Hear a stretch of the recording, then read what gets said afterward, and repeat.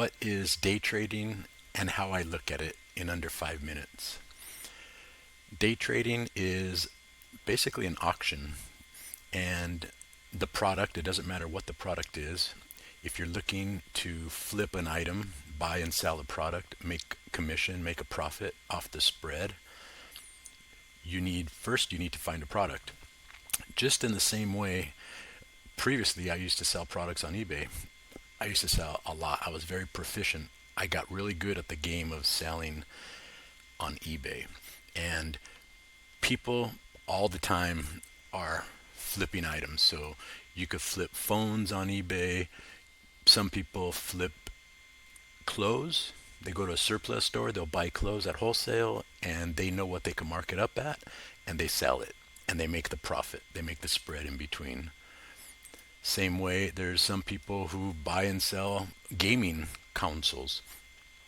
They'll get it as cheap as they can, and they know there's a demand. They'll sell it and make the profit.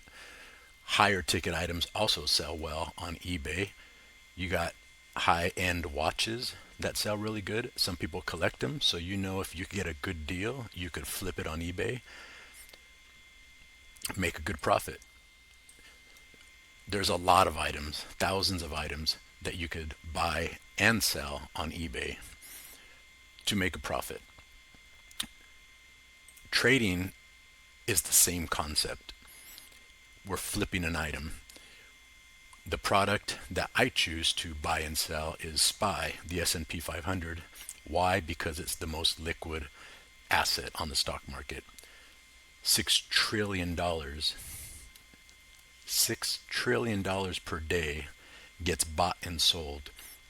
Just like an auction, just like on eBay, I found something that I could flip without having to go to the surplus store and look for it, without having to go search for the game console, without having to go look at the best watches and buy a product, bring it home, clean it up, put a listing, flip it, and make the difference. The awesome part about day trading business is I don't have to buy a product. I don't have to go out and look for deals. The chart, the market, here is the playing field. And the concept is simple. You want to buy low and sell high, right?